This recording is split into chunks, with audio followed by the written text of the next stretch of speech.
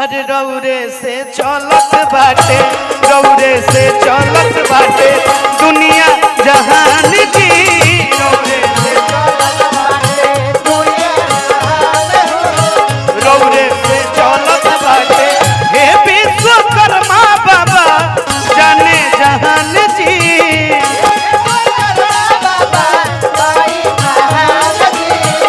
रौरे से चलत बाटे, रौरे से चलत बाटे दुनिया जी। रौरे से चलत बाटे दुनिया जहान, रौरे से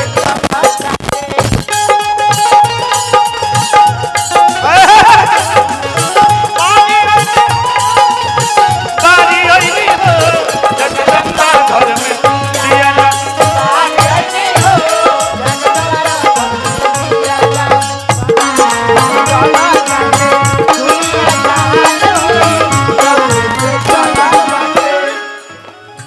बाबा के ऐसा कृपा सुन ले बानी बाबा।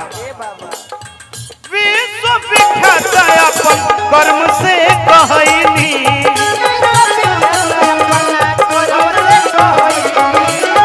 एही से बाबा विश्वकर्मा जी भईनी।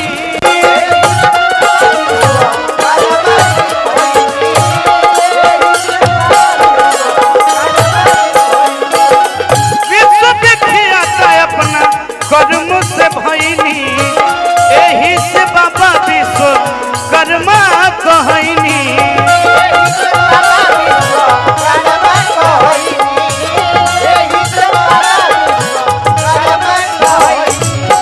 आदरणीय हमारा सुमंत पांडे प्रधान जी के आशीर्वाद बार बार पौलगी रही, लेकिन कौना बात खातिर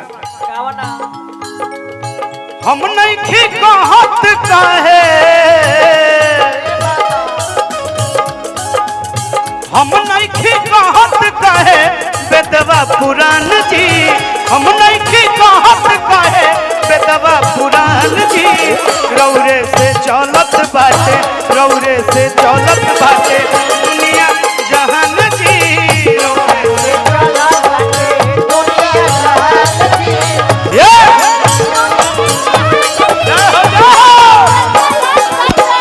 आशीर्वाद हमारा शैलेश बाबा, शैलेश दुबे जी बार बार पौलगी रही, लेकिन का कहे के अंतिम लाइन में शिल्प कला के रहुआ कोई नी गुलजार जी।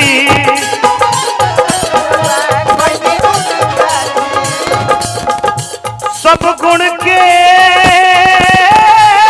बाबा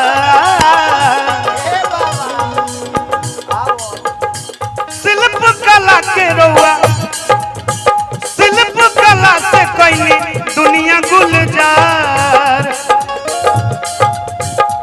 सब गुण के बाबा हई गुण आगर।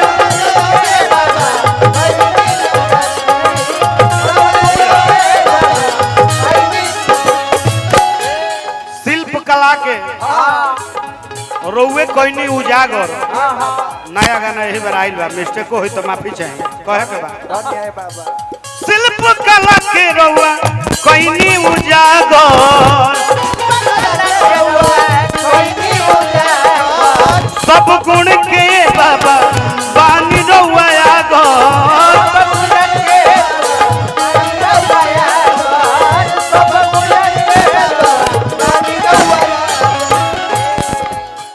बिट्टू बिहारी सोनू,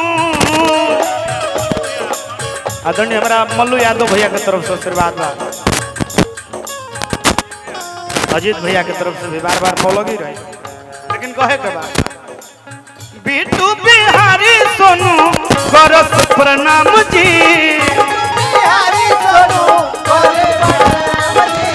बिट्टू बिहारी सोनू करे प्रणाम जी। रौरे से चलत बाटे, रौरे से चलत बाटे दुनिया जहान जी।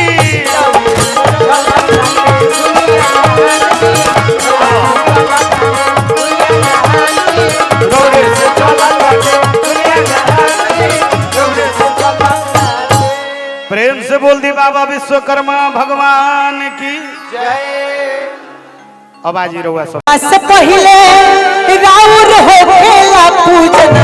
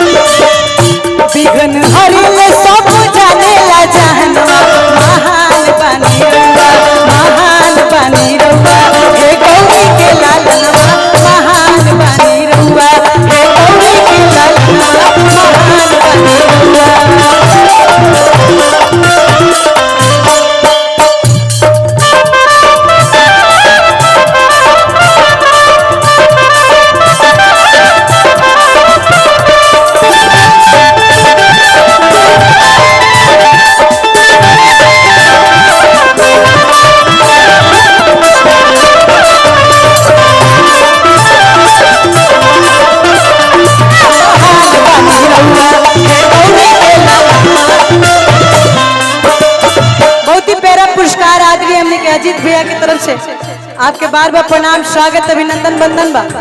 और बहुत ही प्यारा आशीर्वाद हमने के आदरणीय संजय भैया की तरफ से आपके भी बार बार प्रणाम, स्वागत, अभिनंदन, वंदन बा। लेकिन लास्ट में कहे के बाद एक दंत दयावंत चार भुजा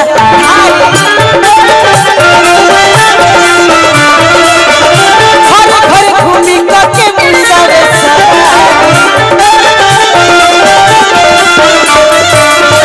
एक दंत दयावंत चार भुजाधारी घर घूमी के मुसावे सवारी भगतन के घरवा भर ले अनाथनवा भगतन के घरवा भर ले। हम कबे से ये देखा तनी 9 बजे ले प्रोग्राम चालू भइल बा, बड़ी अस्थिर आप लोग बैठल बनी जा। हमनी के फिलहाल में जा विश्वकर्मा पूजन समारोह में आइल बनी जा, तो हमनी के जागरण के प्रोग्राम लगा। लेकिन आजकल के आप लोग कितना डिमांड बा कि एगो दूगो भजन गा के ओकरा बाद तुरंत गावे के पड़ता ना, तो आप लोग घर धाले जा। तो मैं हमारा अजीत भैया के प्रोग्राम करावल मैं बेकार हो जाए। लेकिन एक घड़ी चाहे हम कि जेके बाबा विश्वकर्मा बाबा और माई सरस्वती माँ दुर्गा हाथ दे ले, तनी हाथ ऊपर कर ले जाता। अब ये खाली कैमरा वाला भैया हाथ एक खाली होने वीडियो घुमा के बना लीजिए कि बलिया में थपड़ियो बाजेला। कबे से आप लोग आराम से बैठल बन, हमारा अच्छा नहीं के लागत। हम गायब तो बाजी कि भगतन के घरवा भरे ले अनाथनवा।